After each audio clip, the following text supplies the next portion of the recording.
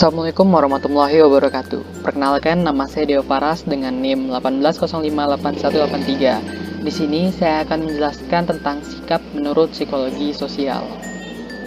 Orang memiliki sikap yang berbeda-beda terhadap suatu hal tertentu atau objek tertentu. Sikap menunjukkan penilaian, perasaan, serta tindakan terhadap suatu objek.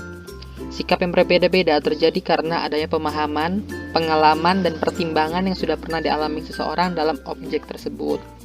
Maka dari itu, hasil sikap terhadap suatu objek ada yang bersifat positif dan ada pula yang bersifat negatif. Menurut Sarwono, sikap atau attitude adalah istilah yang mencerminkan rasa senang, rasa tidak senang, atau perasaan biasa-biasa saja atau netral dari seseorang terhadap sesuatu.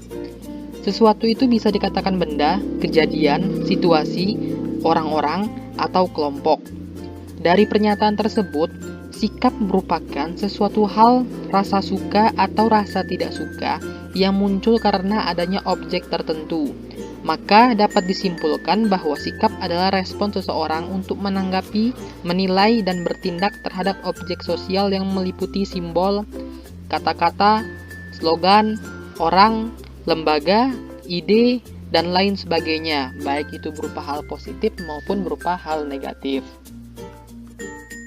Sebab dan agen, terdapat dua aspek pokok dalam hubungan antara sikap dengan perilaku, yaitu yang pertama aspek keyakinan terhadap perilaku, dan kedua yaitu aspek evaluasi akan akibat perilaku.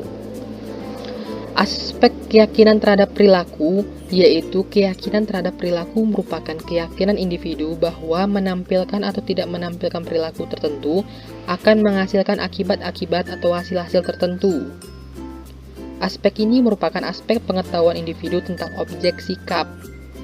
Pengetahuan individu tentang objek sikap dapat pula berupa opini individu tentang hal-hal yang belum tentu sesuai dengan kenyataan.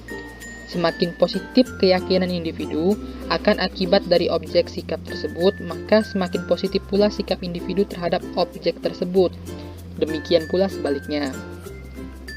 Yang kedua ada aspek evaluasi akan akibat perilaku.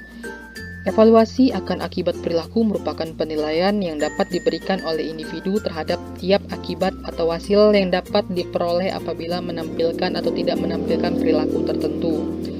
Evaluasi atau penilaian ini dapat bersifat menguntungkan, dapat juga merugikan, berharga atau tidak berharga, menyenangkan atau tidak menyenangkan. Semakin positif evaluasi individu akan akibat dari objek tersebut, maka akan positif pula sikap terhadap objek tersebut. Demikian pula sebaliknya.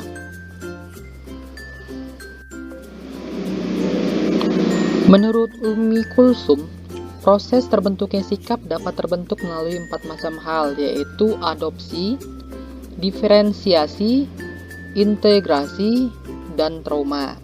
Yang pertama adalah adopsi, adalah kejadian-kejadian dan peristiwa-peristiwa yang terjadi berulang-ulang dan terus-menerus, lama-kelamaan secara bertahap diserap ke dalam diri individu dan mempengaruhi. Yang kedua ada diferensiasi, yaitu dengan berkembangnya integrasi, bertambahnya pengalaman, sejalan dengan bertambahnya usia, maka ada hal-hal yang tadinya dianggap sejenis, sekarang dipandang tersendiri lepas dari jenisnya dari objek tersebut. Sikap dapat dengan sendirinya. Yang ketiga, integrasi, adalah pembentukan sikap yaitu pembentukan sikap di sini terjadi secara bertahap, dimulai dengan berbagi pengalaman yang berhubungan dengan satu hal yang akhirnya terbentuk dengan sikap mengenai hal tersebut.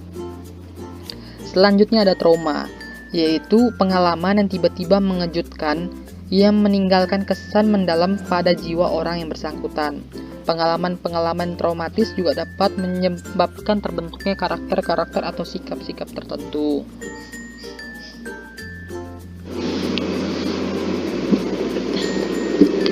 Contoh dari sikap ini bisa kita lihat dari pemberitaan yang kurang mengenakan tentang salah satu public figure yang bernama Nisa Sabian akan pemberitaan tentang perselingkuhan dirinya dengan salah satu personil atau anggota dari grup band Gambus yang sudah mempunyai istri dan anak. Dari pemberitaan tersebut, jika kita lihat dari segi psikologi sosial, maka kita dapat melihat perspektif orang berbeda-beda, mulai dari sikap membenci Nisa Sabian karena melakukan tindakan tercela, hingga sikap biasa-biasa saja atau netral karena tidak tahu dan tidak ingin mengikuti pemberitahuan tersebut.